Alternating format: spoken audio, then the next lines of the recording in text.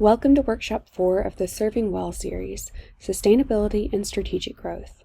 I'm excited you're here for the final workshop in this series. Over the past 3 sessions, you've built frameworks for understanding board roles, creating communication systems that work, and running meetings that matter. Today, we're bringing it all together by asking, how do we make sure this work lasts? Before we begin, you'll need the Workshop 4 workbook. You can find the link in the description below this video. Go ahead and download it now. We'll be working directly in that document throughout today's sessions. Take a moment to get settled, open the workbook, maybe grab some water. When you're ready, we'll dive right in. Before we go any further, I want you to think about something uncomfortable. If you left your organization tomorrow, what would walk out the door with you? I'm serious. Pause the video for a moment and jot down 1 to 2 things that immediately come to mind. Is it relationships with specific donors? Your knowledge of program history, board member contacts, community connections? Maybe it's the way that you navigate tricky situations. Now, think about your longest serving board member. If they retired next month, what would disappear? Write that down too. This exercise isn't meant to scare you. It's meant to name a reality that most executive directors and board members carry quietly. Too much knowledge lives in too few heads. And that's what we're addressing today. A quick introduction if this is your first workshop with us. Brushy Fork Leadership Institute is based at Berea College, and we focus on nonprofit capacity building and grassroots leadership development across Central Appalachia. We've been doing this work for decades, and everything we teach comes from years of working alongside organizations like yours. Let's briefly ground ourselves in where we've been. Workshop 1 helped you map roles, responsibilities across your board. Workshop 2 built communication rhythms so people stay connected between meetings. Workshop 3 gave you meeting structures that make the best use of everyone's time. And today, Workshop 4 is about making all of that sustainable. Here's the tension we're naming directly. Knowledge concentration is real. You just identified it in that opening reflection. Too much lives in your head and in 1 or 2 board members' heads. If you left, if your board chair left, if your longest serving board member retired, something important would disappear. And here's an even deeper tension. Succession planning feels like planning your exit. Strategic recruitment can feel like you're saying the current board isn't good enough. But here's the truth. The organization needs to outlast any one person, including you. So let's reframe this right now. This work, the work we're about to do together, isn't about replacing the people who got you here. It's about building organizational resilience. Your current board and you built this. You honor that by making sure their knowledge doesn't walk out the door. Strategic recruitment isn't criticism of current members. It's about identifying what additional capacity would help everyone, including current board members, and help them to do their work more effectively. Here's what I want you to hold on to. Both transfer and recruitment are valid strategies. You don't have to choose one. Sometimes you need to transfer knowledge internally, and sometimes you need to bring new capacity in. Often, you need both. We're going to help you figure out which one applies to your situation. Let's challenge this assumption right away. When most people hear board sustainability, they think recruitment, finding new board members, filling seats. That's part of it, but it's not the whole picture. Board sustainability is about how leadership is distributed across different types of contribution. Remember the 3 domains from Workshop 1? Governance, operations, oversight. All of the work we're about to discuss, the 4 contributions we're about to teach you, all of it is governance work. This framework is going to show you where to distribute leadership and where gaps exist. And that's what makes it strategic. All right, here's the heart of today's workshop, the 4 contributions framework. You can pause this, read through it. I'm going to give you a quick overview with some examples. It identifies 4 distinct ways board members contribute to organizational health. Most boards do 1 or 2 of these really well, and sometimes miss the others. Your job is to figure out where your board is strong and where you have gaps. Ambassadors build relationships, create visibility, and increase community presence. This looks like attending your annual fundraiser as a board member, talking about your organization in a casual conversation at the grocery store or church, being a trusted face in the community that people associate with your work. Notice what it's not. This is not just fundraising. That's where people get stuck. Ambassadors aren't just for asking money. They're building relational equity. And this matters because organizations need trusted faces beyond the executive director. When a board member shows up, it signals something different than when staff show up. It says this organization matters to people who don't get paid to care. Advocates speak about mission, impact, and why the work matters. This looks like sharing stories at Rotary Club, explaining your programs to friends, presenting or representing organizational values in public. It matters because board voice carries different weight than staff voice. When an executive director talks about their organization, people expect that. When a board member talks about it, unprompted, unpaid, it lands a little different. Remember the mission moment? That practice was designed to give board members language to be advocates. They need words to speak about your work. That's how advocacy happens. Connectors open networks, making strategic introductions and creating access. It can look like saying something along the lines of, "Hey, you should meet our executive director," introducing you to funders, partners, or community leaders who can help you do your work. Here's the key phrase. This is leverage, not labor. Board members have access that you don't. They know people you'll never meet on your own. They can open doors that would stay closed without them. Why does this matter? Because relationship capital is real. The right introduction at the right time can change your organization's trajectory. And last, we've got stewards. They provide financial oversight, manage resources, and ensure sustainability planning. They may be reviewing the budget, building reserves, assessing risk, or monitoring organizational health. Why does this matter? Because it's a legal responsibility and because financial oversight protects the organization. Here's the problem. Most boards that we work with only do this. They review budgets, they approve expenditures, and they miss the other three contributions. If your board is all stewardship and no ambassadors, advocates, or connectors, you have a gap. And that gap limits what your organization can do. Here's why this framework can be so useful.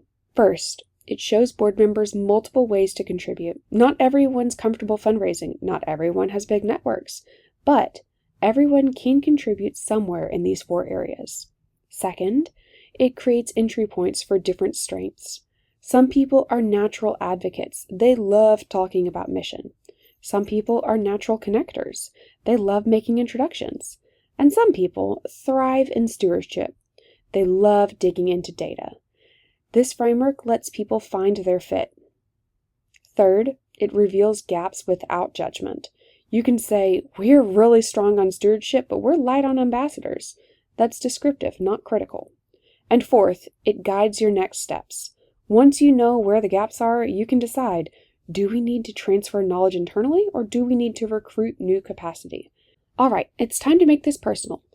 In a moment, I want you to pause the video and open your workbook to the Board Sustainability Map tool. This is diagnostic. You're making patterns visible, not grading your board. Here's how it works. For each of the 4 contributions, ambassadors, advocates, connectors, and stewards, you're going to answer 3 questions. Current strength. Where is your board already active? Who's doing this well? You can use names. This is just for you. Opportunity to grow. Where could current members do more with support, clarity, or invitation? Risk or gap. Where is work concentrated in one person? What's missing entirely? So let me give you an example. Ambassadors. Current strength might be that Maria attends every community event. Opportunity to grow. Jamie could do this too if we invited her and gave her talking points. Risk or gap is that only Maria does it. If she steps down, we lose all visibility. You see how that works? You're being honest about strengths and risks. Take 3 minutes and complete this for all 4 contributions. Pause the video now. I'll be here when you get back. Now, let's look at this from another angle. Knowledge concentration. Look at what you carry as the executive director, not just what your board carries, What walks out the door with you? And then look at your longest serving board member. What walks out the door with them? Jot down these risks. I'll give you a minute. There are 4 questions here to help you know where you carry knowledge that could be distributed. All right, this can feel uncomfortable to name, but naming it is the first step to addressing it. Now, we've identified the gaps. Next up comes the strategic question. Do you need to transfer knowledge internally, or do you need to recruit new capacity? Transfer works when your current board has capacity but needs clarity, support, or permission to take something on. An example of this could be that Jamie could be an ambassador at your annual event. She just needs talking points and an email template that says, here's what to say when people ask what you do. Recruitment happens when you have a genuine gap, a skill gap that no one on the board has finance expertise and you need that for stewardship. A networking gap, your board has no access to a community and that's a priority audience for your work. Capacity gap, everyone's maxed out. There's no bandwidth to take on new work. Or a succession gap, no one's ready to be the board chair when your current chair's term ends. Here's the triage question. Can our current board take this on with support? Or do we need to genuinely look into growing? Pause the video and think about the gaps you identified in your sustainability map. For each gap, ask yourself, transfer or recruit? Write your answer in your workbook. Take a few minutes. If we were in a live workshop right now, we'd send you to breakout rooms to talk this through with a partner. Since you're working on your own, here's what I want you to do instead. Think about the decision you just made, transfer or recruit, and imagine explaining it to your board chair. What gap did you identify? Why does it matter? Can you address it by activating current board members, or do you need new capacity? If this feels hard to articulate, that's okay. The work of triaging your specific situation, that's the same conversation you'll eventually have with your governance committee or board chair. You're practicing that thinking right now. Let's talk about recruitment for a moment, because this is where people get stuck. Can you actually recruit right now? Here's the truth. Recruitment requires infrastructure. It requires the systems you've been building in workshops 1, 2, and 3. If you don't have clear meeting structure, communication rhythms, and role clarity, new board members are going to be joining dysfunction. They won't know what's expected, they won't get supported, and they'll burn out fast. So here's the principle. Build the system first. Recruit into strength, not chaos. If you're not ready yet, focus on transfer and documentation. That is the work. Recruitment can come later when you've built the systems to support new members well. Question 2, if you are recruiting, think strategically. Don't recruit someone who cares or warm bodies to fill seats. That's how you end up with board members who don't know why they're there. Instead, match contributions needed to the specific skills and networks. Need an ambassador?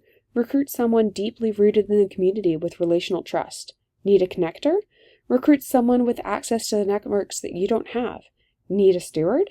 Recruit someone with financial or legal expertise. Your workbook has 2 tools to support this.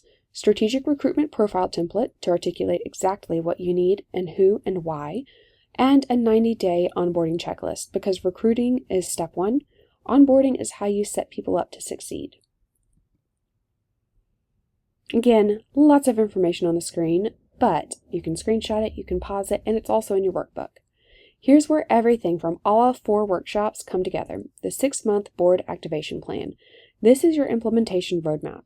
It shows you how to take every tool you've built across this series and actually use them over the next 6 months. Let me walk you through this example in your workbook. Month 1, share the board responsibility map from workshop 1 and get clarity on roles. Month 2, launch your communication rhythm. Set expectations for how often people hear from you between meetings. Month 3, introduce the new meeting template. Start using structured agendas with consent items and discussion items. Month 4, activate capacity with current board members. Maybe that's Jamie becoming an ambassador or your treasurer leading a reserve building conversation. Month 5, documentation month. Document concentrated knowledge, capture donor history, write down community relationships, transfer what lives in your head onto paper. Month 6, recruitment. Identify prospects and begin onboarding if you determine that you need new board capacity. For each action, you'll assign a timeline, which month does this happen, an owner, who's responsible for making it happen. This becomes your roadmap. This is just an example. You won't complete this entire plan right away. You need time to think and to talk with your board chair, but this is your homework for this series. Now, here's the implementation of the plan. Step 1, complete the plan within 2 weeks from today. Use everything you built in all 4 workshops. Be realistic about timelines. Step 2, share it with your board chair. Better yet, create it with your board chair. This is partnership work. Get their input and make adjustments together. Step 3, implement the first action within 2 weeks. Don't wait for perfect, just start. Step 4, review quarterly. What's working? What needs to adjust? Sustainability is ongoing work, not one and done. This plan is your roadmap for the next 6 months. It's how you translate workshops into action. Here's what I want you to do before we finish today. You're not going to be building out the full 6-month plan right now. That's going to take a few weeks. But you are going to decide your month 1 action. Look at your sustainability map. Look at your transfer versus recruitment decisions and choose one of 3 options. Option 1, transferring. Option 2, documenting. Or option 3, having a conversation. Be specific, not vague. Use actual names. Use actual actions. Pause the video, take 3 minutes, and write your month 1 action in your workbook. Here's the big picture before we close. Organizations need to outlast any one person. Your current board built this organization with you, your team, and everyone that came before you. Now, you're making sure that knowledge doesn't walk out the door. Strong boards require 3 things: clear systems, distributed work, and shared leadership. You've spent 4 workshops building exactly that. Strategic recruitment happens after you build strong systems, not before. You've done the hard work, now you implement.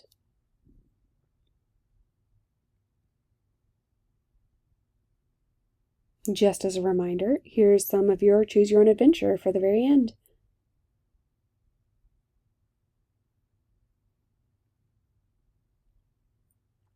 You have done significant work across 4 workshops. Your board and your organization is stronger because of it. The tools you've built matter. Implementation is what makes them work. Start with month 1 and build from there. If you need us, we're here. You can reach Brushy Fork at brushyfork.org or brushyfork@berea.edu. We also host an annual leadership summit, and you can learn more about that in the description below. Your communities are lucky to have you. We appreciate the work that you're doing, and we're glad to be working alongside you. Now, go build something that lasts.